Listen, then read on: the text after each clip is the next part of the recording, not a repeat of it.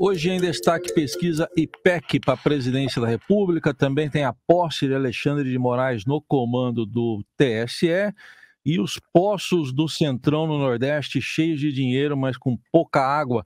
Oi, Felipe, bom dia. Salve, salve, Raizen, Carol, equipe da Eldorado FM, melhores ouvintes, sempre um prazer falar com vocês. Bom dia, Felipe. Bom, dentre as interpretações possíveis sobre essa última pesquisa de intenção de voto, uma é que o empenho do governo para tentar turbinar o Auxílio Brasil, Bolsa Caminhoneiro, Bolsa Taxista, não surtiu efeito. O que você acha que o eleitorado de baixa renda e que vive predominantemente no Nordeste ainda tem preferido o ex-presidente Lula?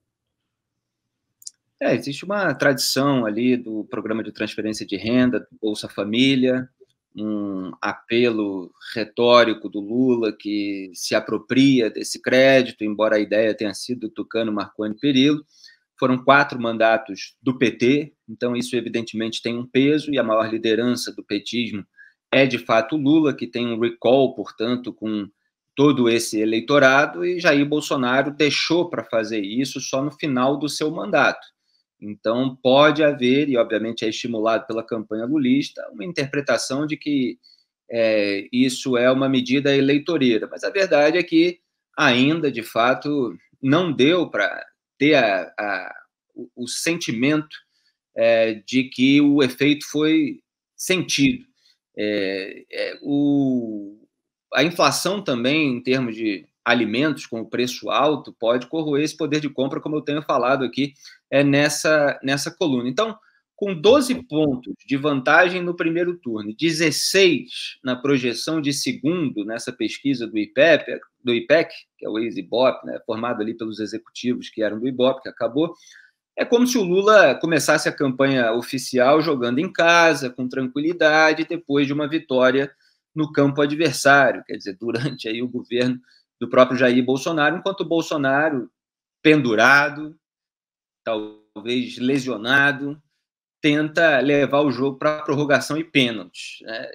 Esse resultado similar àquela pesquisa da qual a gente falou ontem, FSB, BTG, e outras também, mostra que não houve um fato novo, a não ser a desistência da candidatura do André Janones e o apoio dele ao Lula, com essa liderança que ele exerce agora no comando das redes sociais, fazendo várias postagens ali com a presença do próprio Lula em vídeos e fotos, às vezes errando a mão, mas talvez sem prejudicar, porque essas questões envolvendo Fidel Castro, Cuba, porque apareceu na foto ali, junto com o Papa, que ele quis chamar a atenção, pode não ser relevante para o eleitorado que eles buscam atingir. Então, essa ligeira queda do preço dos combustíveis não fez o presidente decolar, esse aumento do Auxílio Brasil ainda não surtiu esse efeito esperado pelos bolsonaristas, e talvez um fator muito importante, a desaprovação de 57% dos entrevistados ao governo continua sendo uma barreira difícil de ser superada pelo Bolsonaro. A rejeição dele é alta, e é alta em razão daquilo que ele fez de errado e deixou de fazer de certo durante todo esse governo, e um ponto relevante é a condução da pandemia. E o Ciro Gomes está com apenas 6%, ele que estava empacado ali nos 8% em algumas pesquisas, é claro que essa não é a mesma, é preciso considerar isso, mas é uma pontuação relativamente baixa para quem tem a pretensão de tirar o Jair Bolsonaro do segundo turno. Então, se ele não conquistar rapidamente pontos com a propaganda eleitoral, nos lares dos brasileiros, na TV e no rádio, para mostrar a viabilidade da candidatura dele, vai ser difícil conter a pressão lulista pelo voto útil dos ciristas no primeiro turno contra o Jair Bolsonaro. E a Simone Tebet ali com 2%, ela não assusta ninguém nesse momento. Então é mais ou menos esse o quadro geral. Bom, e no meio desse quadro da última pesquisa eleitoral, hoje toma posse o ministro Alexandre de Moraes na presidência do Tribunal Superior Eleitoral. Normalmente esse tipo de posse é muito protocolar, né, Felipe? Mas hoje, com tantos ex-presidentes convidados e com tanta defesa da democracia, tendo que falar o óbvio ultimamente, o que você está esperando dessa posse, hein? Torta de climão, imagino também, né? É um mega evento, é uma festa de arromba da República, só falta distribuir pulseirinha VIP, né? Dizer que tem open bar, um convite que parecia o casamento do Alexandre de Moraes com o Ricardo Lewandowski, que agora a gente se chama Enrico Ricardo Lewandowski. Eu nem sabia que ele tinha esse primeiro nome, mas apareceu ali num convite bonitão. Posse de ministro em tribunal, devia levar no máximo ali o núcleo familiar do ministro e a imprensa e os membros do tribunal. O resto é tudo pompa demais para algo que deveria ser uma cerimônia protocolar, burocrática. Agora, ainda que nesse contexto que a gente está vendo de reafirmação de democracia, de Estado democrático de direito, Felipe? Ainda, porque a cerimônia em si, é claro que o objetivo é esse, né? Ou a desculpa é essa, porque Alexandre de Moraes gosta desse protagonismo, gosta desse holofote, ele quer mandar os seus recados. Evidentemente, esses recados seriam ouvidos, seriam repercutidos por toda a imprensa, mesmo sem a presença desse pessoal. Agora, também tem uma tradição ali de se convidar todas essas pessoas, é que o que me incomoda, para além desse momento específico em que esses recados talvez fossem úteis, é a promiscuidade entre os poderes no Brasil. Eles ficam muito próximos, eles estão sempre conversando presencialmente. É claro que presencialmente muitas vezes eles não falam o que falam pelo telefone, o que falam no WhatsApp, o que falam no encontro fora da agenda oficial. Mas esses escambos entre os poderes dos quais eu tanto falo aqui na coluna, eles existem porque eles estão sempre muito próximos, e a separação dos poderes deveria existir também como distância física. Eu lamento que tenha tanta pompa assim. Agora vai render essas notícias de bastidor. Como é que o Temer cumprimentou a Dilma, como é que o Lula e o Bolsonaro se entreolharam. O Lula deve ficar ali, mais próximo do Temer, da Dilma, do José Sarney. O Bolsonaro tem um lugar na mesa ali, como autoridade em exercício na presidência, e vai render aí muito recado indireto do Alexandre de Moraes. Mas eles estão num momento de aproximação, e com um escambo também que me desagrada, que se o Bolsonaro baixa o tom, ele pode conceder ali a demanda que alguns militares têm sobre essas questões de fiscalização durante o processo eleitoral, mas ele está segurando ainda, não concedeu, porque acha que o Bolsonaro ainda não baixou o tom, quer esperar o 7 de setembro para ver se o Bolsonaro vai aumentar ou não.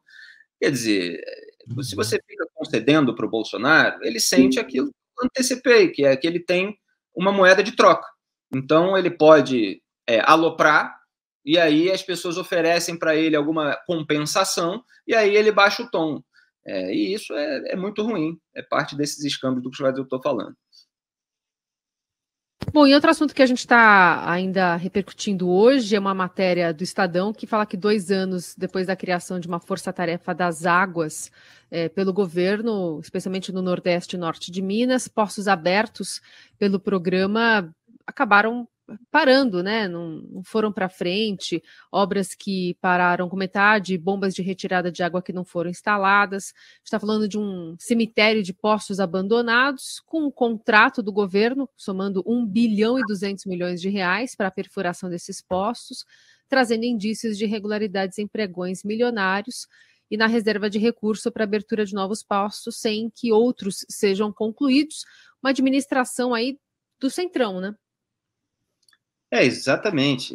E eu mostrei na raiz quando Bolsonaro, incomodado com o avanço das investigações de rachadinhas, de desvio de dinheiro em gabinetes da família, que são tipificados como peculato, né, resultou na denúncia do Flávio Bolsonaro pelo MP do Rio de Janeiro, ele foi comprando apoio parlamentar, distribuindo a máquina pública para as lideranças do Centrão, principalmente para a turma do Ciro Nogueira e do Arthur Lira. Então, diz a matéria do Estadão que esses contratos do atual governo somam 1 bilhão e 200 milhões de reais para a construção de poços no sertão, e aí já fala da reserva de recursos para a abertura de novos poços sem que outros sejam concluídos. Isso é uma constante nesse governo. Teve aquela outra matéria do Estadão sobre escolas fake, se você for ver, é a mesma situação, né? Apesar da falta de recursos, puxei ela aqui, para terminar 3.500 escolas em construção há anos, o MEC, Ministério da Educação, autorizou a construção de outras 2.000 unidades. Quer dizer, você não conclui nada e você vai lançando iniciativas, porque o importante para o bolsonarismo é o marketing. O importante para o poder em geral, porque os governos anteriores não eram muito diferentes disso, não. Você tem o marketing do lançamento. Olha só o que nós estamos botando aqui no Nordeste, estamos distribuindo água para a população. Me lembra até o Sérgio Cabral, o governador do Rio de Janeiro, que depois teve mais de 300 anos de pena acumulada nas condenações, que ele lançava o UPP, Unidade de Polícia Pacificadora. Não, agora a polícia subiu o morro e tal. Aí dizia no discurso de campanha para eleger o sucessor, nós ocupamos 100 comunidades, etc. Aí quando você ia ver, os policiais estavam morrendo ali numa UPP de lata, numa cabinezinha, os traficantes mirando na cabeça deles, tendo que ser resgatados pelo BOP no fim do dia, o tráfico continuando na favela, com uma série de problemas, mas servia o lançamento para anunciar, para fazer marketing. A funcionalidade está em segundo plano no Brasil. O importante é o discurso. Lamentavelmente, claro. Então, você tem, na própria matéria do Estadão, excelente, aliás, o discurso do Jair Bolsonaro, água em grande parte do Nordeste é uma realidade. Foi o discurso feito por ele em julho, acho que aqui no Rio, inclusive. Também o nosso Exército, com a Codevasf, fura dezenas de poços todos os meses, levando dignidade a essas pessoas. Eu estou mostrando o que nós fizemos, o que pretendemos seguir fazendo. Então, vai lá, fura, não leva dignidade nenhuma, porque não sai a água. Então, não tem a funcionalidade, porque para ter a funcionalidade é preciso ter gestão, é preciso ter capacidade administrativa, é preciso trabalhar, é preciso checar se aquilo realmente está acontecendo. E essas estatais envolvidas, a Codevasf, né, que é a Companhia de Desenvolvimento dos Vales do São Francisco e do Parnaíba, o DENOX e a Fundação Nacional de Saúde, que é a FUNASA, são justamente aquelas que foram entregues ao Centrão. Se vocês procurarem no Twitter, @FMouraBrasil, que é o meu nome lá, junto com cada uma dessas, vocês vão encontrar os tweets ali de março, abril, maio, junho, julho de 2020, e foi quando houve essa compra do Centrão pelo governo, falando dessas entregas e antecipando que haveria abusos, que haveria roubalheira, que outro dia teve batida policial, no caso da Codevasf também, encontraram mais de R$1 milhão, e que a gente já viu esse filme. Quer dizer, a instrumentalização da máquina pública, ela precede a roubalheira, os abusos, a blindagem, inclusive dos políticos. Então, está de parabéns aí a reportagem do Estadão por mostrar mais uma farsa. É o dever da imprensa fazer essa devida vigilância. Bem, a única coisa boa dessa notícia, viu, Felipe, que quando eu dei ela mais cedo, eu me senti uns 30 anos mais novo, assim. Só mudaram os personagens, mas me senti bem mais novo, porque é a mesma notícia de uns 30 anos atrás. Mas o Brasil é cíclico. É cíclico.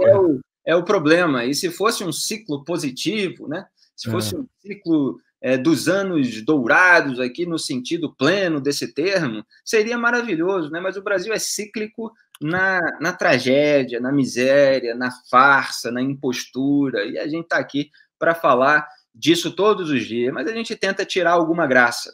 Vamos ver se vai sair também dessa posse do Alexandre de Moraes. Aguardemos e amanhã a gente confere. Este foi o Felipe Moura Brasil. A coluna já vai estar no site radioeldorado.com.br, também nas plataformas de áudio. Obrigado, Felipe. Até amanhã.